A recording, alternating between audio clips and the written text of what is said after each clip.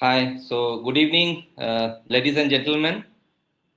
My name is Kaushik Ghosh और मैं NJ के बिहाफ पे आज के ये सैटरडे मीट पे आप सबको वेलकम करना चाहता हूँ कि आप आपके कीमती टाइम में से इवनिंग का टाइम निकाल के सैटरडे इवनिंग वो भी निकाल के आप ये सेशन सुन रहे हैं और इन्वेस्टमेंट के जो फर्दर डिस्कशन है उसमें पार्टिसिपेट कर रहे हैं।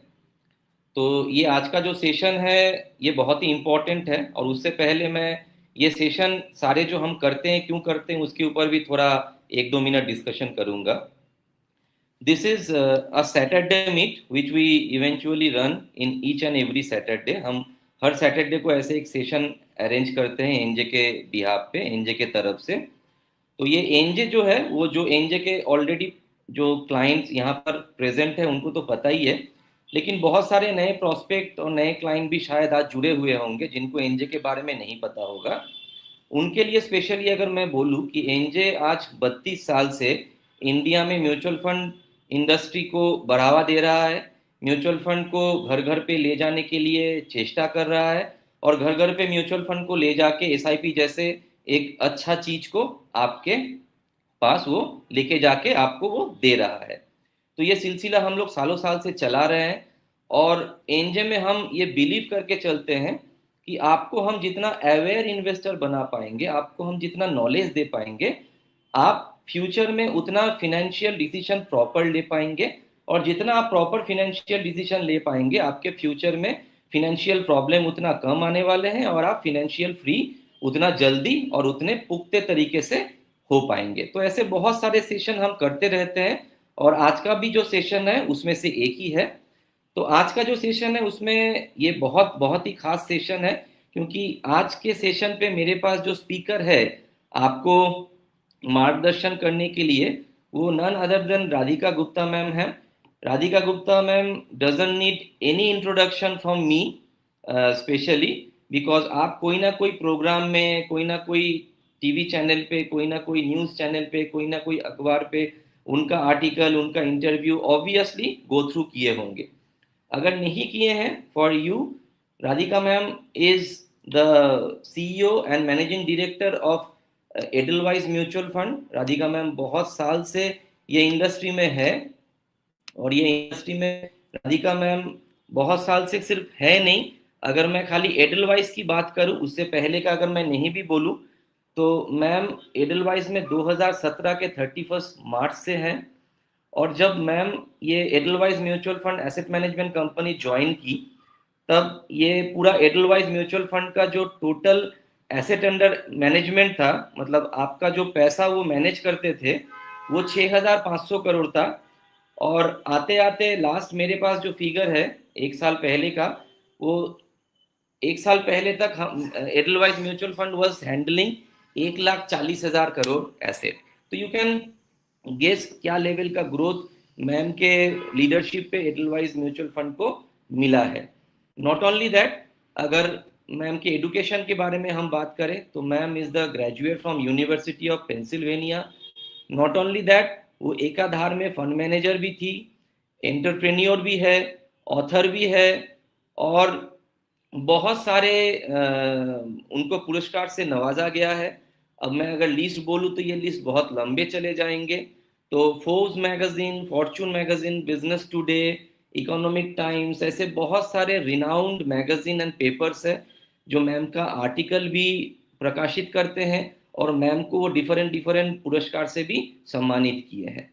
तो हम बहुत फॉर्चुनेट है कि आज मैम जैसा एक नॉलेजेबल स्पीकर हम लोगों के साथ है और आने वाले 30-40 मिनट में मैम हम लोगों को मार्गदर्शन करेंगे कि हम कैसे म्यूचुअल फंड के through long term wealth creation करें। और आज का जो टॉपिक है वो है मंत्रास फॉर फिनेंशियल फ्रीडम। हम सबको फिनेंशियल फ्री होना बहुत इंपॉर्टेंट है, बहुत ज़रूरी चीज़ है कि हम फिनेंशियली फ्री हो पा रहे हैं या नहीं हो पा रहे हैं।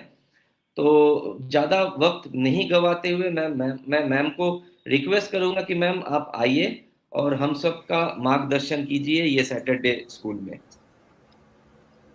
Ma'am most welcome. Thank you Kaushik, और शुक्रिया पूरी एनजे टीम का कि मुझे आपके सारे क्लाइंट से बात करने का दोबारा मौका मिला है। मैं सैटरडे स्कूल से अनजान नहीं हूँ, काफ़ी बार आप लोगों से बात कर चुकी हूँ। आई एम श्योर इस सेशन में कुछ नए निवेशक भी जॉइन कर रहे हैं, तो उनको भी मेरा प्रणाम। और मेरी स्क्रीन, मेरी उम्मीद है कि आपको दिख रही है, तो मैं थोड़ा-सा बात करना शुरू करूँगी। एंड आई थिंक आज का सेशन एक बहुत सिंपल सेशन है, जहाँ हम इन्वेस्टमेंट्स के काफ़ी बेसिक कॉन्सेप्ट्स के बारे में बात करेंगे, अलग-अलग एसेट क्लासेस के बारे में बात करेंगे, और फाइनली जो हमारे फाइनेंशियल फ्रीडम, आर्थिक आज़ादी है, उसकी तरफ हम कैसे कुछ और कदम बढ़ाएँ, उसके बारे में बात करेंगे। एंड मुझे काम करते हुए कैपिटल मार्केट्स में अभी 20 साल हो गए हैं। मैं रोज़ लोगों से मिलती हूँ, अलग-अलग तरह की कहानियाँ सुनती हूँ, कुछ अच्छी कहानियाँ भी हैं, कुछ नॉट सो अच्छी कहानी भी हैं। एंड मुझे लगता है, लोगों को लगता है कि पैसे बनाना या निवेश करना कोई बहुत मुश्किल काम है, और उस कारण वो बहुत सारी गलतियाँ भी कर बैठते हैं। मेरी एक बहुत मनपसंद कहानी ये है कि मुंबई में, जहाँ मैं रहती हूँ, कुछ साल पहले एक बड़ी मशहूर स्कीम चली, कि आप एक ज्वेलरी स्टोर में जाइए और आप किसी तरह की ज्वेलरी खरीदिए, और वो ज्वेलरी के साथ आपको ज्वेलर रिटर्न भी देगा। और कितना रिटर्न देगा, मेरे हिसाब से उस टाइम पे वो 2 से 3% महीने की बात कर रहे थे। अब आप लोग भी 2 से 3% महीना रिटर्न सुनेंगे तो आपको लगेगा ये तो बहुत अच्छी चीज़ है। तो काफ़ी सारे लोगों ने पैसा डाला, पैसा डालते गए, पैसा डालते गए, और पैसा वापस भी आया, और लोग पैसा डालते गए और बढ़ते गए। फिर एक दिन वो ज्वेलर्स ने कहा कि हम पैसा वापस नहीं दे पाएँगे, थोड़ा डिले होगा। तो लोगों ने कहा ठीक है भाई, डिले हुआ। फिर कुछ वापस दिया, कुछ वापस नहीं आया, फिर दोबारा नहीं दे पाएँगे, दोबारा नहीं दे पाएँगे, और आप इस कहानी का अंत शायद गेस कर सकते हैं। ये स्कैम निकला, इसका नाम एक्चुअली था द टॉरस स्कैम। कुछ साल पहले पकड़ा गया, और फाइनली पता चला कि लाखों लोगों के सौयों करोड़ इस टॉरस स्कैम में फँसे थे। और क्यों फँसे थे? क्योंकि वो हाई रिटर्न्स, ज़्यादा रिटर्न्स की प्रॉमिस में आके जल्दी ज़्यादा रिटर्न्स कमाने के चक्कर में वो एक अनरेगुलेटेड और गलत चीज़ में फँस गए। और मुझे लगता है एक्चुअली निवेश एक बहुत साधारण और सिंपल चीज़ है, और अगर आप राइट की स्क्रीन पे देखेंगे तो निवेश के केवल 5 ही हिस्से हैं। There are only 5 things. सबसे पहले तो पैसा कमाना ज़रूरी है। पैसा कमाने के बारे में मैं आप लोगों को सिखाने वाली कोई नहीं होती, तो मैं सिखाने की कोशिश भी नहीं करूँगी। दूसरा, आप पैसा कमाते हैं तो कुछ तो खर्चा करेंगे अपनी असल ज़िंदगी में, और क्योंकि यहाँ कुछ यंग लोग बैठे हैं, मैं खर्चे की बात ज़रूर करूँगी। तो आप पैसा कमाते हैं, फिर आप खर्चा करते हैं, खर्चा करने के बाद जो बचता है वो आपकी सेविंग है। और पहले सेशन में हम थोड़ा स्पेंडिंग और सेविंग के लिए कुछ रूल्स के बारे में बात करेंगे। अब सेविंग आप या तो सिर्फ बैंक में रख के बैंक अकाउंट का इंटरेस्ट कमा सकते हैं, या तकिए के नीचे रख सकते हैं, लेकिन वो हम करते नहीं हैं। तो उससे आता है निवेश, और निवेश की हम काफ़ी बात करेंगे इस सेशन में। एंड फाइनली एक 5वां पड़ाव है इसमें, जिसको हम कहते हैं बोरोइंग या कर्जा। कर्जा ऐसी चीज़ है जो आपकी निवेश से लेता है। निवेश में आप एक पहाड़ बनाते हैं पैसे का, कर्जा उससे डिट्रैक्ट करता है। तो हम थोड़ा बोरोइंग की बात करेंगे। तो earning, spending, saving, investing, borrowing, ये हैं 5 कंपोनेंट पर्सनल फाइनेंस के। तो मैं आपको इस सेशन में बताऊंगी, जैसे कि इस सेशन का टाइटल है, ऐसे 9 पैसे के बारे में सोच जिनको आप अवॉइड नहीं कर सकते। तो सबसे पहला ये है कि सेविंग और इन्वेस्टिंग का फ़र्क। And before we even think कि सेविंग या इन्वेस्टिंग क्या है, I think it is very important to think कि कितना सेव करना चाहिए। मुझे बहुत यंग लोग मिलते हैं और कहते हैं, राधिका मैं 20,000 रुपये महीने का कमा रहा हूँ, 30,000 रुपये महीने का कमा रहा हूँ, अब क्या करूँ? And my first answer to them is always कि पहले तो आप सेव करना शुरू करिए। सेव नहीं करेंगे तो फिर आगे जाके क्या करेंगे? तो वो पूछते हैं कि भाई कितना सेव करूँ। खासकर जो यंग लोग सुन रहे हैं वो कहते हैं कि यार आजकल इतने तो खर्चे हैं, कभी आईफोन लेना है, कभी छुट्टी पे जाना चाहिए। तो मेरी किताब मैंगो मिलियनेयर में एक छोटा सा फ्रेमवर्क है, उसको हम 10-30-50 फ्रेमवर्क कहते हैं। और वो क्या कहता है? कहता है कि अगर आप अपनी 20s में हैं तो आप अपने 10% कमाई टैक्स काटने के बाद जितनी भी आपकी पोस्ट टैक्स इनकम है उसको इन्वेस्टमेंट के तौर पे एलोकेट कीजिए, सिर्फ 10%। कुछ लोग अगर ये कॉल सुन रहे हैं और कह रहे हैं राधिका सिर्फ 10% कह रही हैं, मैं 10% इसलिए कह रही हूँ क्योंकि मेरा मानना है कि जब कम उम्र में, जब आपकी जवानी में अगर आप अच्छी आदतें डाल लें, वही एक्चुअली काफी बड़ी चीज है। अब आपके 30 साल, आप 30s में आ जाते हैं, अब आपकी जिम्मेदारियां बढ़ जाती हैं, शायद आपकी शादी हो चुकी होती है, शायद आपके बच्चे हैं, घर खरीदने की आप सोचते हैं, तो मेरा कहना जिंदगी थोड़ी सी सीरियस हो जाती है। तो अब आप एलोकेट कीजिए मिनिमम 30% अपनी इन्वेस्टमेंट्स की तरफ, नहीं करेंगे तो बाद में जाके मुझे लगता है प्रॉब्लम होगी। And anyone in their 40s, मेरे हिसाब से you should B allocating 50%, 50% towards investments, क्योंकि इस दौर में आपको रिटायरमेंट जैसी चीजों के बारे में भी सोचना है।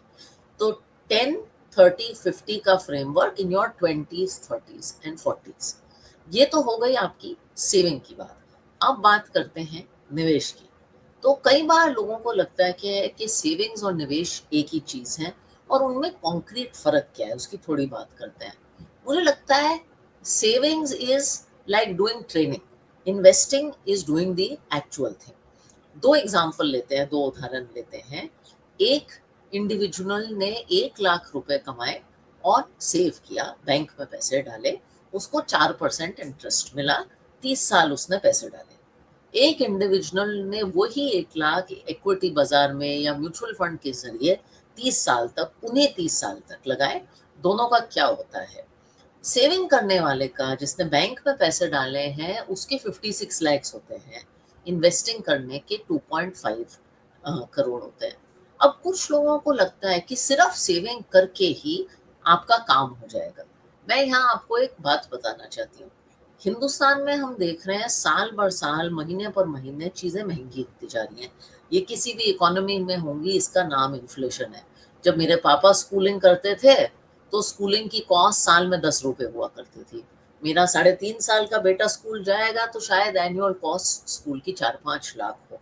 ये एजुकेशन की इन्फ्लेशन है, पिक्चर के टिकट की भी इन्फ्लेशन है, खाने की भी इन्फ्लेशन है, ये सबको पता है। हिंदुस्तान में इन्फ्लेशन का रेट करीब 4 से 5% है। तो अगर आप सिर्फ बैंक में पैसा डाल रहे हैं और 4% कमा रहे हैं तो आप महंगाई को भी नहीं बीट कर रहे, आपका पैसा एक्चुअली वैल्यू लूज करे जा रहा है। तो ना निवेश करना भी एक बहुत बड़ी रिस्क है, ये भूलना नहीं चाहिए। अब इन्वेस्टिंग की तरफ आते हैं, क्योंकि हमने सेविंग और स्पेंडिंग की बात की। तो कुछ लोग इन्वेस्टिंग करने से इसलिए घबराते हैं क्योंकि उनको लगता है कि निवेश में रिस्क है। रिस्क तो जिंदगी में भी है। तो मैं आपको अगेन एक उदाहरण देना चाहती हूँ, एक अम्यूजमेंट पार्क का। आई एम श्योर जो सब लोग सुन रहे होंगे वो लाइफ में कभी किसी अम्यूजमेंट पार्क में गए होंगे, चाहे वो अप्पू घर हो, एसएल वर्ल्ड हो, एडलैब्स इमेजिका हो।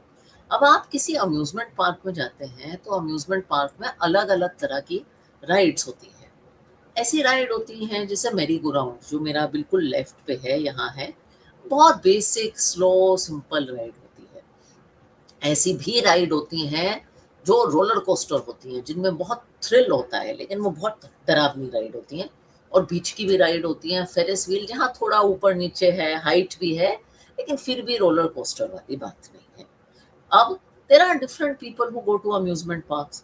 I always say, for instance, मेरी मम्मी जब अम्यूजमेंट पार्क जाती हैं तो उनको घबराहट ही होती है। वो थोड़ा मेरी गो राउंड में बैठ के फिर बैठ जाती हैं, वो खुश हो जाती हैं उससे। मेरे पापा थ्रिल सीकर हैं, जब तक वो सारे रोलर कोस्टर में नहीं जाते खुश नहीं होते। अभी किसका अप्रोच सही है? एक्चुअली दोनों का सही है। आप अम्यूजमेंट पार्क में इसलिए जाते हैं, आपका एक्सपीरियंस तब मुकम्मल होता है, तब अच्छा होता है, जब आप इतनी रिस्क तो लेते हैं कि आप बोर ना हो, है, लेकिन इतनी रिस्क नहीं लेते कि आपको उल्टियां हैं और तबीयत खराब हो। निवेश में भी कुछ ऐसा ही है। निवेश में भी अलग अलग इंस्ट्रूमेंट्स हैं। डेट है जो कि बिल्कुल सेफ है, जैसे एक मेरी गो राउंड। इक्विटी है जो रिस्क टेकिंग है, रोलर कोस्टर।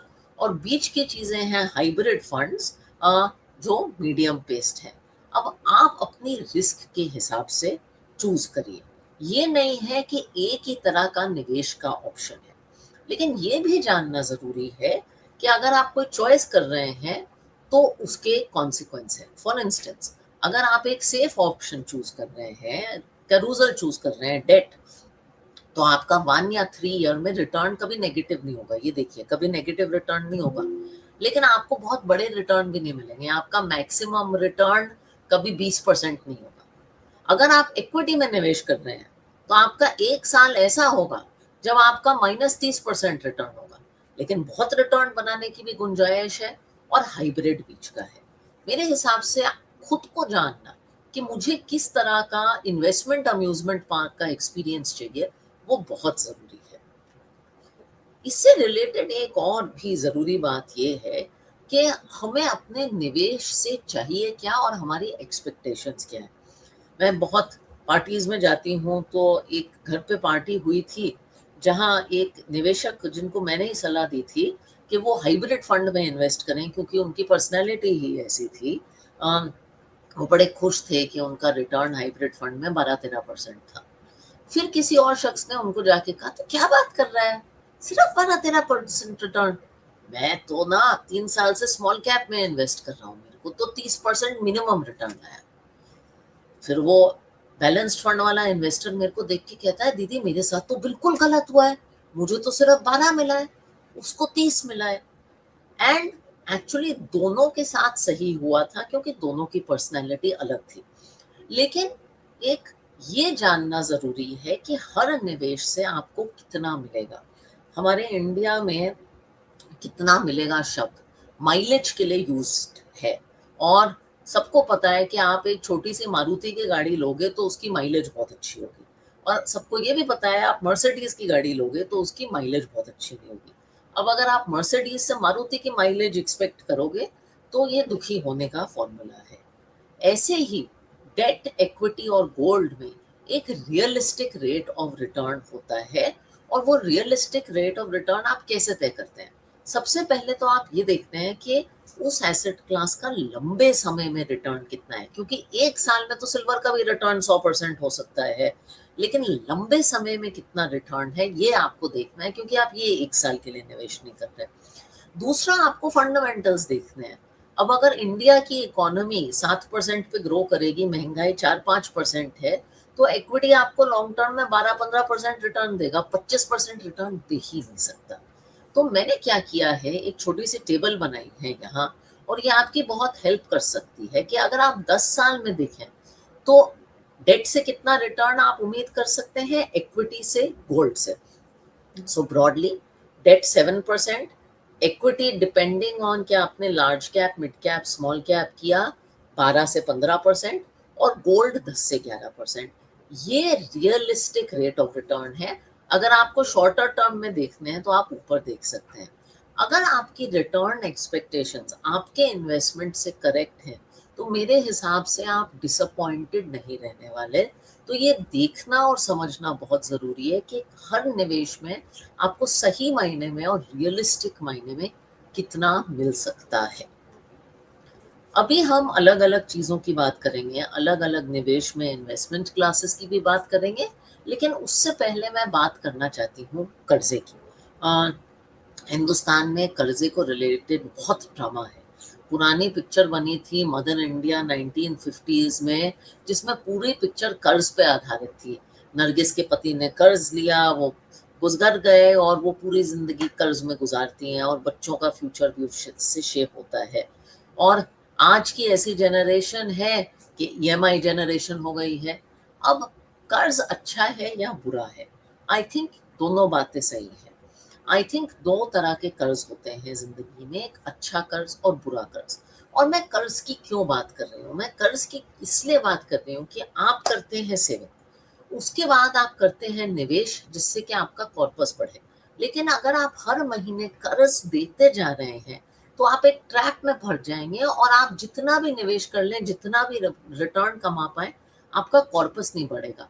तो कर्ज को सही तरह से इस्तेमाल करना और कंट्रोल में लाना मेरे हिसाब से बहुत जरूरी है। तो अच्छा कर्ज और बुरा कर्ज, good debt and bad debt. So good debt मेरे हिसाब से is debt that is used to fulfil your needs. आपकी ज़रूरतें पूरे करने के लिए जो कर्ज लिया जाता है वो अच्छा कर्ज है। आपको घर लेना है, आपको पढ़ाई करनी है, आपको ऑफिस के लिए लैपटॉप भी लेना है, ये अच्छा कर्ज है क्योंकि इससे कुछ प्रोडक्टिव बनेगा। बुरा कर्ज वो है जो आपकी इच्छाओं को पूरी करता है, नई डायमंड की रिंग, फोन, छुट्टी। इनफैक्ट मैंने अभी एक सर्वे देखा कि सबसे बड़ी कैटेगरी जिसके लिए कर्जा हिंदुस्तान में लिया जा रहा है beyond housing is actually not पढ़ाई, इट इज वेकेशन। और मेरे हिसाब से ये बहुत बुरा कर्ज है। तो कर्ज इन इट सेल्फ बुरा नहीं है, debt in itself is not bad, लेकिन जिस कारण आप डेट लेते हैं उस पर जरूर ध्यान रखिएगा। अगर आप डेट ले रहे हैं तो कुछ रूल्स याद रखिएगा। ईएमआई आपकी मंथली इनकम से 30% से कम होनी चाहिए। You should be able to service the debt comfortably. और टोटल डेट आपकी टोटल इनकम से 3 गुना ज्यादा नहीं होना चाहिए। इमरजेंसी फंड, अगर जिंदगी में कभी भी कोई क्राइसिस हो तो 6 महीने की ईएमआई आप इमरजेंसी फंड में रखें। और अगर आप फंस गए हैं डेट की साइकिल में तो अपने डेट को देखें, उसको कंसोलिडेट करें और जल्द से जल्द उसको रीपे करें। मल्टीपल क्रेडिट कार्ड्स ना रखें और एक बजट के बेसिस पे काम करें और नया लोन ना लें क्योंकि कर्ज बहुत स्पाइरल हो सकता है। पांचवी चीज और दूसरी चीज जिसकी मैं बात करना चाहती हूँ निवेश की बात करने से पहले, वो है insurance. And I am sure आपके एनजे पार्टनर्स भी शायद आपके बारे में इंश्योरेंस के बारे में आपसे बात करते हैं। अब इंश्योरेंस की मैं क्यों बात करती हूँ, मैं कर्ज की इसलिए बात कर रही थी क्योंकि जब आप निवेश का सफर करते हैं तो कर्ज बीच में आ सकता है गड्ढा बन के। इंश्योरेंस भी एक ऐसी चीज है जो आप सही से ना करें तो गड्ढा बन सकता है जिंदगी में। और दो तरह की इंश्योरेंस हैं, एक हेल्थ इंश्योरेंस और एक लाइफ इंश्योरेंस। लाइफ इंश्योरेंस बहुत लोगों की उनके एम्प्लॉयर देते हैं, तो मैं ज्यादातर हेल्थ इंश्योरेंस की बात करूंगी क्योंकि हिंदुस्तान में हाँ हेल्थ केयर की कॉस्ट बढ़े जा रही है। हर जनरेशन ये चाहती है कि जो हॉस्पिटल में पिछली जनरेशन गई थी मेडिकल ट्रीटमेंट हमारा उससे बेटर हो। एंड जब मेडिकल प्रॉब्लम आती है तो bank account should not constrain the kind of treatment that you take. तो इट इज वेरी इंपॉर्टेंट कि आप सही मायने में, और यहाँ एक फॉर्मूला दिया हुआ है, उस बेसिस पे हेल्थ इंश्योरेंस लें। दूसरा, इसको जल्दी से जल्दी करिए क्योंकि इसको डिले करना बहुत कॉस्टली हो सकता है। फाइनली मेरा सुझाव है इंश्योरेंस पे कि अपनी निवेश की नीड और अपनी इंश्योरेंस नीड को अलग रखिए। इंश्योरेंस रिटर्न देने के लिए नहीं, प्रोटेक्शन देने के लिए है। वो जिंदगी में जहाज नहीं है, पैराशूट है। तो पैराशूट को पैराशूट की तरह ही ट्रीट करें। अब हम बात करते हैं निवेश की 4 मेजर एसेट क्लासेस की। हम बात करेंगे रियल एस्टेट की, डेट की, गोल्ड की और इक्विटी की। और फिर आखिर में हम बात करेंगे कि इन सारी चीज़ों को कैसे कंबाइन करें और इन्वेस्ट करें, एसेट एलोकेशन बनाएं और कुछ सुझाव आप लोगों के लिए। तो सबसे पहले तो रियल एस्टेट। आई थिंक आप सबको ये स्क्रीन पे फोटो दिख रही होगी बच्चन साहब की, जहां वो कहते हैं कि आज मेरे पास बंगला है, गाड़ी है, बैंक बैलेंस है, तुम्हारे पास क्या है। एंड यहाँ आप देखिए बंगला बहुत मायने रखता है। हम जिंदगी में भी, फिल्मों में भी कहते हैं कि इंसान की बेसिक जरूरतें क्या है, रोटी, कपड़ा और मकान। And in India we are very emotional about a home. It is interesting but in US 65% of population owns a house. In rural India 90% of the population owns a house and 70% in urban India. अब मैं आपको real estate के बारे में थोड़ी सी basic सलाहें देना चाहती हूँ। सबसे पहले तो जो आपका प्राइमरी घर है जिसमें आप रहते हैं वो निवेश नहीं है। सुनने में बुरा लगता है लेकिन मेरे हिसाब से वो निवेश नहीं है क्योंकि वो इमोशनल है। जिस घर में आप रहते हैं उसको आप कभी कभी बेचेंगे नहीं। और जैसे मैं हूँ, फंड मैनेजर हूँ, इतना सब कुछ इन लोगों ने सुनाया। अगर मुझे फाइनेंशियली देखना होता बॉम्बे में तो घर लेने की कोई तुक नहीं है क्योंकि घर पे जो रेंटल इनकम है वो 2-3% है, बैंक में ज्यादा मिल सकता है। लेकिन मैंने घर लिया है क्योंकि मैं भी इमोशनल हूँ, मुझे भी अपने बेटे को अपने घर में बड़ा करना है, ये सब है। तो पहला घर इमोशनल है। दूसरी प्रॉपर्टी जो आपकी है वो इमोशनल नहीं है, और उसको आपको स्प्रेडशीट के नज़रिए से देखना है। मुझे लगता है लोग रियल एस्टेट में ये गलती करते हैं कि जब आप अपने निवेश को देखते हैं, फाइनेंशियल निवेश को, तो आप परसेंटेज रिटर्न देखते हैं। लेकिन जब घर को देखते हैं तो कहते हैं 2000 में लिया था, 2020 में भेजा, 3 गुना कमाया 20 साल में। हालाँकि 3 गुना 20 साल में कोई बहुत ज़्यादा नहीं है, बल्कि अमिताभ बच्चन की कोई एक प्रॉपर्टी बिकी थी तो ऐसा ही कोई हेडलाइन छपा था। मैंने कहा अगर आप इसको रिटर्न में कन्वर्ट करेंगे तो एक्चुअली ये बहुत बड़ा नंबर नहीं है। दूसरा, अगर आपकी 5 करोड़ की प्रॉपर्टी है और आप 50 लाख बेचना चाहें तो आप वो कर नहीं सकते। एंड फाइनली मेरे हिसाब से रियल एस्टेट की जो कॉस्ट है, मेंटेनेंस कॉस्ट, स्टैम्प ड्यूटी, वो आप फैक्टर नहीं करते। बहुत लोगों को लगता है रियल एस्टेट वॉलेटाइल नहीं है, मैं ये नहीं मानती। मुझे लगता है रियल एस्टेट उतना ही वॉलेटाइल है, बस उसका एनएवी रोज नहीं छपता। अगर रोज आपके घर का एनएवी छपता तो आपको स्ट्रेस होता। दूसरा एसेट क्लास जिसकी मैं बात करूंगी थोड़ा, वो है एफडी। अब किसी तरह का डेट, एफडी, ट्रेडिशनल इंस्ट्रूमेंट जिससे आप डेट का रिटर्न बनाते हैं, सेफ इंस्ट्रूमेंट बहुत ज़रूरी है। कि इसलिए बहुत ज़रूरी है क्योंकि चाहे इक्विटी जितना भी अच्छा है, कुछ टाइम ऐसा आएगा जब साल में इक्विटी 50% गिरेगा, आपको पैसे निकालने की ज़रूरत पड़ सकती है। उस टाइम आप प्रीमैच्योरली गलत एसेट क्लास से पैसे निकालेंगे किसी इमरजेंसी के लिए, अगर आपके पास डेट की सहायता नहीं है, तो कोई ना कोई तरीका का डेट आप रखना ज़रूरी है। या आप डेट म्यूचुअल फंड के जरिए रख सकते हैं, या आप आर्बिट्राज फंड के जरिए रख सकते हैं, या आप एफडी के जरिए रख सकते हैं। अगर आप एफडी के जरिए डेट रख रहे हैं तो मेरी रिकमेंडेशन है आप सारे पैसे एक ही साल एफडी में मत लगाइए, इनको लैडर करिए, ग्रेजुअली लगाइए, जिससे कि हर पॉइंट पे आपके पास लिक्विडिटी रहे। तीसरी बात जो मैं करूंगी वो है इक्विटी की। आई थिंक ये एग्जाम्पल कुछ लोग मेरा दे चुके हैं, लेकिन मैं इसे दोबारा समझाने की कोशिश करूंगी। मुझे लगता है कि इक्विटी आपके पोर्टफोलियो में सबसे बड़ा एसेट क्लास होगा, क्योंकि इन सारी चीज़ों में जहां मैंने बात की है, सिर्फ इक्विटी ही एक ऐसा एसेट क्लास है जो इन्फ्लेशन को बीट करके आपकी वेल्थ जनरेट करता है। अब सबसे बड़ी घबराहट लोगों को इक्विटी में इसकी होती है कि मार्केट ने एक साल कुछ नहीं किया, 12 महीने कुछ नहीं किया, 18 महीने कुछ नहीं किया। लेकिन मैं आपको ये बताना चाहती हूँ ये नॉर्मल है। 1 साल में, 3 साल में मार्केट का कुछ ना करना नॉर्मल है। जब आप इक्विटी में इन्वेस्ट करते हैं तो आप इन्वेस्ट करते हैं हिंदुस्तान की टॉप 500 से 700 कंपनियों में, और बहुत टाइम तक मैं भी एक कंपनी चलाती हूँ, 1 साल, सवा साल कंपनी के प्रोस्पेक्ट्स अच्छे नहीं होते। मैं आपसे खुद पूछती हूँ, अगर आप एक कंपनी चला रहे हैं और वो 3 महीने अच्छा नहीं की या 6 महीने अच्छा नहीं की, क्या आप उसे बंद कर देंगे? नहीं करेंगे, क्योंकि आप कहेंगे और समय दो। तो वॉलेटिलिटी आती रहती है, लेकिन वॉलेटिलिटी शॉर्ट टर्म में रहती है। दूसरा, हम एक और चीज़ सिखाते हैं जिसको हम कंपाउंडिंग कहते हैं। मैं उसको थोड़ा विस्की के एग्जाम्पल से समझाना चाहती हूँ, और ये एग्जाम्पल कहाँ से आया, मैं गई थी स्कॉटलैंड। जो लोग विस्की से वाकिफ होंगे उनको पता होगा कि विस्की बनाने में एक्चुअली बहुत टाइम नहीं लगता, जो उसकी मिक्सिंग होती है आई थिंक कुछ 15 दिन ही लगते हैं। लेकिन उसके बाद विस्की को एज करने में एक कास्क में रखा जाता है। अब अगर आप एक 12 साल की विस्की की बोतल लें तो उसकी आमतौर से वैल्यू करीब 50 पाउंड होती है। आप एक 18 साल की वैल्यू लें जो 50% ज़्यादा महंगा है, तो उसकी वैल्यू 100 पाउंड नहीं होती, उसकी वैल्यू 200 पाउंड होती है।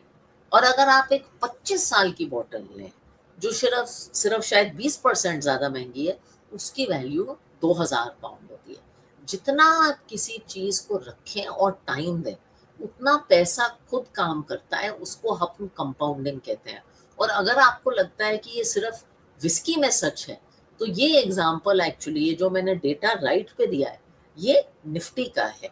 तो अगर आप पैसे को वक्त देंगे तो आप कंपाउंडिंग देखेंगे। Fourth and last asset class जिसकी लोग आजकल बहुत चर्चा कर रहे हैं, ये गोल्ड है। एंड आजकल गोल्ड एंड सिल्वर की लोग बहुत बातें कर रहे हैं, तो मैं 2 मिनट इस पे स्पेंड जरूर करना चाहूंगी। अब गोल्ड आपके पोर्टफोलियो में नमक की तरह है। खाने में नमक होना जरूरी है, लेकिन अगर ज़्यादा नमक हो तो कड़वा हो जाता है। गोल्ड बेसिकली क्या है? गोल्ड एक सेफ्टी नेट है। जब बाकी चीज़ें बुरा करती हैं तो गोल्ड अच्छा करता है। एंड सिल्वर भी ऐसा है, लेकिन उसका इंडस्ट्रियल यूज़ है। आप कह लीजिए पोर्टफोलियो में इंश्योरेंस की तरह रहता है। अब पोर्टफोलियो में इंश्योरेंस लेना ठीक है, लेकिन ज़्यादा इंश्योरेंस लेना ज़रूरी नहीं है। अगर आप गोल्ड में निवेश करना चाहते हैं और सिल्वर में निवेश करना चाहते हैं, तो कुछ सुझाव। सबसे पहले तो फिजिकल गोल्ड और silver can be very inefficient. Sovereign gold bond का ऑलरेडी इशुएंस नहीं है। फिजिकल गोल्ड में कस्टडी की अलग-अलग समस्याएं हैं, तो आप gold fund of fund, gold ETF, gold and silver fund of fund के थ्रू ये ले सकते हैं। दूसरा, अगर आप सिल्वर में निवेश करने की कोशिश कर रहे हैं, तो सिल्वर बहुत वॉलेटाइल एक एसेट है। मेरा सजेशन है कि आप इंडिविजुअली सिल्वर ना करें, combined gold and silver product, जिसमें गोल्ड की सेफ्टी और सिल्वर की अपसाइड दोनों कंबाइन हो जाए, लेकिन फाइनेंशियल गोल्ड में इन्वेस्ट करिए। आप ये मल्टी एसेट फंड के जरिए भी कर सकते हैं। तो ये तो थी चारों एसेट क्लास। अब मैं थोड़ा म्यूचुअल फंड के बारे में बात करना चाहती हूँ। आप सोचेंगे कि मैंने चारों एसेट क्लास के बारे में बात की है, लेकिन म्यूचुअल फंड लास्ट क्यों कवर किया है? लोगों को लगता है कि सिर्फ एक ही तरह का म्यूचुअल फंड है, म्यूचुअल फंड मानी इक्विटी। लेकिन म्यूचुअल फंड एक फूड कोर्ट है। अलग अलग तरह के खाने मिलते हैं वहाँ। इक्विटी भी मिलता है, बॉन्ड भी मिलता है, गोल्ड भी मिलता है, हाइब्रिड फंड भी मिलते हैं जिसमें इक्विटी और डेट का कॉम्बो है, इंटरनेशनल फंड भी मिलते हैं। आप फूड कोर्ट में जाइए अपने एनजे पार्टनर के साथ फॉर एडवाइस, और जो आपकी पैलेट को पसंद है आप वो खरीदिए। एंड अलग अलग टाइम होराइजन के लिए, इसमें मैं पूरा नहीं जाऊंगी, अलग अलग टाइम होराइजन के हिसाब से हमारे फूड कोर्ट में अलग अलग चीज़ें बनी है। जैसे जो 6 महीने से 1 साल का इन्वेस्टर है जिसको डेट करना है, उसके लिए लिक्विड फंड, आर्बिट्राज फंड है। जो लंबे समय का निवेशक है उसके लिए मिड कैप फंड, बैफ, ऐसे फंड्स हैं। और बीच के लोगों के लिए आपके अलग अलग तरह के हाइब्रिड फंड हैं। पोर्टफोलियो बिल्डिंग का थोड़ा बात करते हैं, ये भी बहुत ज़रूरी है। तो लोग कहते हैं पोर्टफोलियो कैसे बनाएं, और मैं कहती हूँ सिंपल है। हिंदुस्तानी थाली की तरह काम करिए। हिंदुस्तान में थालियाँ, चाहे आप किसी भी रीजन में जाएं, बहुत पॉपुलर हैं। और अलग अलग स्टेट की अलग अलग थाली हैं क्योंकि कंडीशंस अलग हैं, लेकिन हर थाली में कुछ तो कॉमन है। कार्बोहाइड्रेट्स, रोटी या चावल, प्रोटीन किसी तरह की दाल या पनीर, और सब्जी होती है। और ऐसे ही आपके पोर्टफोलियो में इक्विटी, डेट और गोल्ड होता है। सिर्फ दाल से या सिर्फ चावल से या सिर्फ सब्जी से थाली नहीं बनती। और थाली आपके डाइट के हिसाब के और आपकी ज़रूरतों के हिसाब से बनती है। जैसे आप ग्लूटेन नहीं खा सकते, तो रोटी की जगह आपकी डाइट में चावल आ जाएंगे। तो अपने एडवाइज़र के साथ बैठ के, जो आपका न्यूट्रिशनिस्ट है, अपनी थाली सही से बनाइए। ये बहुत ज़रूरी है। And I think another few suggestions I have is कि लोग कहते हैं कि मैडम आपने इतनी लंबी बात की, आधा घंटा हो गया, आपने पीएमएस, एआईएफ, इतनी सारी कॉम्प्लेक्स चीज़ों की बात नहीं की। मुझे लगता है कि जो थाली है वो दाल चावल सब्जी वाली होनी चाहिए। उसमें जो मेजॉरिटी ऑफ चीज़ें हैं वो बहुत बोरिंग और बेसिक और सिंपल होनी चाहिए, तभी आप कमाते हैं पैसा। ये जो एक्स्ट्रा चीज़ें हैं, जो कॉम्प्लिकेटेड एसेट क्लासेस हैं, ये थाली में मीठे और पापड़ और चटनी का रोल करती हैं। और आपको पता है कि अगर आप ज़्यादा मीठा, पापड़ और चटनी खाएंगे तो आपको इंडाइजेशन हो जाएगा। एक मेरा थंब रूल है, अगर आपको एक्सपेरिमेंटेशन ज़िंदगी में करना है तो पहले अपनी इनकम का 10 गुना एसेट बना के रखिए, उसके बाद आप थोड़ी एक्सपेरिमेंटेशन करना शुरू करिए। बट हमेशा ऑलवेज रिमेंबर कि पोर्टफोलियो थाली के हिसाब से एडवाइजर के साथ बनाना चाहिए। एंड बाय द वे, अगर आप ढंग की थाली बनाएंगे तो मार्केट वॉलेटिलिटी आपको ज़्यादा फेज आउट नहीं करेगी। I want to spend a few minutes also talking about this slide, जिसके बारे में हम फाइनेंशियल टूल्स एंड फीचर्स के बारे में बात करते हैं। फाइनली हम पैसा कमाते हैं खुद की ज़रूरतें पूरा करने के लिए, एक डिग्निफाइड लाइफ जीने के लिए। पैसा ऐसी चीज़ तो है नहीं कि 10 साल के बाद या 80 साल के बाद हम compete करेंगे कि कितना रिटर्न बनाया है। ज़िंदगी बेहतर करने का एक ज़रिया है पैसा। अब एनजे के जरिए सबको एसआईपी तो पता है, मैं आपको एक टूल बताना चाहती हूँ जो आपके लिए बहुत यूजफुल हो सकता है, क्योंकि हमारे म्यूचुअल फंड में बहुत सारे ऐसे टूल्स हैं जो आप यूज कर सकते हैं म्यूचुअल फंड को पेयर करके to make your financial life better. उनमें से एक है SWP, जिससे आप जिनको पैसों की ज़रूरत है, जैसे रिटायरीज हैं, रेगुलर इनकम की ज़रूरत है, वो निवेश कर सकते हैं और कुछ साल निवेश करने के बाद, अक्यूमुलेशन होने के बाद, रेगुलर इनकम के तौर पे पैसे निकाल सकते हैं। फॉर इंस्टेंस, अगर आपने एक बैलेंस्ड एडवांटेज फंड में निवेश किया जिसका रिटर्न साल में 11-12% हो, 4-5 साल के बाद आपका कॉर्पस पूरा हो जाए, तो आप 6-7% की SWP कर सकते हैं। हर क्वार्टर आपको टैक्स एफिशिएंट इनकम आएगी। I must tell you, my own mother in law जो कि सिंगल वुमेन है, वो ये करती हैं, वो इक्विटी सेविंग्स फंड में निवेश करती हैं और हर क्वार्टर SWP के जरिए क्वार्टरली इनकम निकालती हैं, जिससे वो ट्रैवल करती हैं और उनको बड़ी खुशी मिलती है कि SWP के जरिए उन्हें एक आत्मनिर्भरता का एहसास होता है। कुछ आखिरी बातें, आई एम श्योर आपके एनजे पार्टनर्स आपसे ये बात करते होंगे, लेकिन मुझे लगता है जैसे जिंदगी में एक हाइजीन होती है, साफ सफाई, पैसे में भी एक हाइजीन होती है और बहुत लोग पैसे की हाइजीन भूल जाते हैं। पैसे की हाइजीन क्या है? ये छोटी छोटी बातें हैं जो आप इग्नोर करते हैं, फिर बाद में प्रॉब्लम बन जाती है।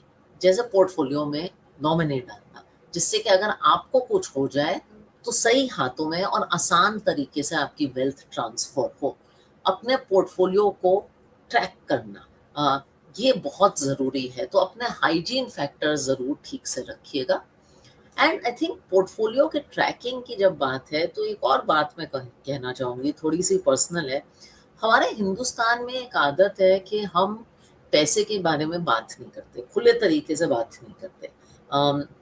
एक बड़ी फेमस पिक्चर थी तारा रामपम, जिसमें सैफ अली खान एक रेस कार ड्राइवर बने थे एंड सब कुछ EMI वगैरह पे लिया था, बहुत अच्छी इनकम थी, बच्चे हो गए, ऑल हो गए। फिर एक दिन एक एक्सीडेंट हुआ, उनकी नौकरी चली गई और फाइनेंशियल हालात खराब हुए। अब उन्होंने अपने बच्चों को ये नहीं बताया कि हमारे फाइनेंशियल हालात खराब हो गए, उन्होंने बताया कि हम गेम खेल रहे हैं, और ये मुझे कुछ अच्छा नहीं लगा। मुझे लगता है पैसे की बात घर में खुले तरीके से होनी चाहिए, तभी प्रॉब्लम प्रिवेंट होती है। तो हर क्वार्टर या हर साल आप अपने फाइनेंशियल एडवाइजर के साथ जब बैठते हैं, तो अपनी वाइफ को, घर की लेडी को, अगर घर के बड़े बच्चे हों उनको भी शरीक करिए। आपके इन्वेस्टमेंट्स कहाँ हैं, उनकी एक इन्वेंट्री बनाइए, जिससे कि कुछ हो जाए तो लोगों को पता हो। मैं खुद एक माँ हूँ और मुझे लगता है कि आजकल पैसे के बारे में सबको सब कुछ पता होता है। तो हम बच्चों को बताते नहीं हैं, लेकिन उन्हें सब पता है, वो फ्रेंड से बात करते हैं, तो उनको भी पैसों के बारे में जल्दी बताइए। और जब सक्सेशन का टाइम आए, तो वेल्थ बिना विल के मत बनाइए, उससे भी chaos होगा। Finally, I want to summarize this session, last 35 minutes, with a few learnings. So true or false करेंगे, guess नहीं कर सकते, लेकिन मैं फिर भी summarize करूँगी। The longer you stay invested, the lower of risk of losing money in mutual funds. जितना टाइम आप निवेश करेंगे लंबा, उतनी कम जोखिम है म्यूचुअल फंड्स में। ये बिल्कुल सही है, क्योंकि लंबे समय में वॉलेटिलिटी कम हो जाती है। पैसा बैंक अकाउंट में या कैश में रखना इन्फ्लेशन को बीट करने का तरीका है, बिल्कुल नहीं। इन्फ्लेशन पैसे की वैल्यू कम करता है। निवेश गैम्बलिंग की तरह है, लक बेस्ड है नहीं। निवेश आप डिसिप्लिन तरीके से, अच्छी आदतें कमा के, अच्छी सेविंग से, निवेश से, डेट को कंट्रोल में करके आप निवेश पे कंट्रोल पा सकते हैं। गोल्ड बुरे वक्त में एक सेफ्टी एसेट है, हाँ बिल्कुल सही, गोल्ड आपके पोर्टफोलियो में एक सेफ्टी का जोकर है। पैसे इन्वेस्ट करने के लिए आपको रिच होने की ज़रूरत है, अमीर होने की ज़रूरत है, ये झूठ है। आप SIP 100 और 500 रुपए से भी शुरू कर सकते हैं। ये इंटरेस्टिंग है। 1000 रुपए महीने 20 साल की उम्र में निवेश करो, या 5000 रुपए पर मंथ 35 साल की उम्र में निवेश करो, कौन सा ज़्यादा पैसे कमाएगा? एक्चुअली पहला वाला। 1000 rupees a month from age 20 will make you wealthier than 5000 rupees a month from age 35, क्योंकि कंपाउंडिंग और विस्की का एग्जाम्पल है। ना निवेश करना भी जोखिम लेना है। हाँ, क्योंकि money loses its value if it sits idle. निवेश करने का कोई परफेक्ट टाइम है नहीं, मार्केट को टाइम करना बहुत मुश्किल है। कंपाउंडिंग तब चलती है जब पैसे को आप अनटच छोड़ते हैं, हाँ। और इन्वेस्टिंग एक स्टॉक में ज्यादा सेफ है नहीं, जितना आप डाइवर्सिफाई करेंगे उतना बेटर है। तो मेरा सेशन यहाँ खत्म होता है। अगर कुछ एक दो सवाल हैं तो मैं ले सकती हूँ। Thank you very much.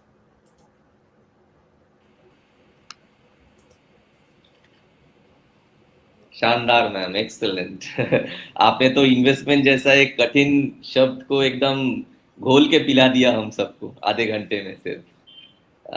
उसके लिए बधाई मैम, मेरे तरफ से तो 100% मैं आपको बधाई दूंगा कि ऑब्वियसली इन्वेस्टमेंट है तो आसान, लेकिन लगता थोड़ा डिफिकल्ट है कि अभी गोल्ड चल रहा है, सिल्वर चल रहा है, थोड़ा लूजिंग आउट भी मेंटेलिटी रहता है कि मेरे दोस्त पैसा कमा लिए, मैं पीछे छूट गया। तो समहाउ हम लोग रिसेंसी बायस पे भी आ जाते हैं कि थोड़ा इधर भी लगा दूं, थोड़ा उधर भी लगा दूं। लेकिन आप जिस तरीके से ये सेशन को आगे लेके गए और सारे चीज़ों को आप टच बेस किए, उसके लिए धन्यवाद मैम। अभी अगर मैं भी अगर 1 मिनट के लिए समराइज करूं मैम, जो भी अभी तक बोले, मैं भी एक्चुअली नोट कर रहा था कहीं पर। तो सबसे पहले तो हम लोग जो सीखे हुए हैं सेविंग्स और इन्वेस्टमेंट के में डिफरेंस, कि हमको खाली पैसा सेव नहीं करना है, वो पैसे को इन्वेस्ट भी करना है। हम लोग थोड़ा वो रोलर कोस्टर और मेरी गो राउंड भी देखें कि डिफरेंट डिफरेंट एसेट क्लास है फॉर डिफरेंट डिफरेंट इन्वेस्टर। तो हमको चूज करना चाहिए वाइजली कि मुझे कैसे इन्वेस्टर बनना है और मुझे कौन सी सवारी लेनी है। तो हम उसके बाद लोन के बारे में भी बात किए, गुड लोन क्या है, बैड लोन क्या है। मैम इंश्योरेंस के बारे में भी बात की है। तो मैं वहाँ पर मैम आपको आपको पता है, फिर भी आपको मैं बताता हूँ मैम, कि हम लोग जनरली एनजे में प्योर इंश्योरेंस ही सेल करते हैं, क्योंकि पता है। प्योर इंश्योरेंस सेल करके ही हमको खुशी मिलती है, क्योंकि उसी में क्लाइंट का फायदा होता है। क्योंकि 15 साल एसआईपी चलेगा तो वो बहुत पैसा बना लेंगे, लेकिन 15 साल एसआईपी अगर चलते चलते ब्रेड अर्नर को कुछ हो गया तो क्या होगा, that is also a question we should answer. तो वो एकमात्र इंश्योरेंस से ही होता है। आपने एकदम ठीक कहा मैम। हम एसेट क्लास के बारे में भी जानकारी लिए मैम से, हम कंपाउंडिंग के बारे में भी जानकारी लिए, गोल्ड सिल्वर के बारे में भी जानकारी लिए, और पोर्टफोलियो क्यों हम लोगों को बिल्ड करना चाहिए उसके बारे में भी हम लोग जानकारी लिए। और last but not the least, हम थोड़ा मनी हाइजीन के बारे में भी बात किए और अपने फैमिली को इन्वॉल्व करने के लिए भी बात की है हम। So all put together, that was a great session conducted by Radhika ma'am. तो मैम इतना अच्छा सेशन हुआ, क्वेश्चन तो सारे आंसर आप ऐसे ही सेशन को ही ऐसे आप चूज किए थे कि क्वेश्चन आया ही नहीं। Very good. तो क्वेश्चन कम ही है क्योंकि क्लाइंट सारे कन्विंस हो ही गए हैं। बट एक दो सवाल है जो मैं लेना चाहूंगा मैम, थोड़ा प्रैक्टिकल सवाल है, और ये आंसर से भी शायद बाकी लोगों को हम लोग थोड़ा एड्रेस कर पाएंगे जो थोड़ा दुविधा में है कि अभी करना क्या है। इट इज अबाउट जी एसआईपी, कि अभी जी। मोटा मोटी 1.5 साल हो गया है एसआईपी रिटर्न नहीं दे रहा है। और कहीं पर 1.5 साल पहले, 1 साल पहले जो इन्वेस्टर आए थे वो म्यूचुअल फंड का ऐड देख के या म्यूचुअल फंड का रिटर्न देख के आ तो गए थे, लेकिन अभी वो पजल है। तो 2-3 जगह पे मैंने एक कॉमन क्वेश्चन जो मुझे मिला कि एसआईपी अभी मुझे कंटिन्यू करना चाहिए या मुझे एसआईपी अभी स्टॉप करना चाहिए। तो आई थिंक इसका सिंपल जवाब है, एसआईपी लंबे जरिए का वो है खेल। और एक्चुअली बुरे वक्त में एसआईपी बंद करना तो बिल्कुल ही मैं रेकमेंड नहीं करती, क्योंकि एसआईपी में आप क्या कर रहे हैं, मार्केट में निवेश कर रहे हैं अलग अलग लेवल पर। और ऑनेस्टली वो निवेश का फायदा ही तभी होता है जब मार्केट फ्लैट या नेगेटिव हो। तो इक्विटी एक लंबे समय का खेल है। मैं आपको सिर्फ एक स्टेटिस्टिक देना चाहती हूँ। अगर आप 10 साल की एसआईपी का पर्सपेक्टिव देखें तो हमारा जो मिड कैप फंड है एनजे में भी आपने बहुत क्लाइंट्स को रेकमेंड किया है, उसका minimum minimum first case SIP return 10 साल का 10% है। ये बुरा नंबर नहीं है। तो अगर लंबे समय में आप एसआईपी का रिटर्न देखिए, थोड़ा नजरिया लंबा करिए, तो आपको ये प्रॉब्लम ही नहीं होगी। जी मैम।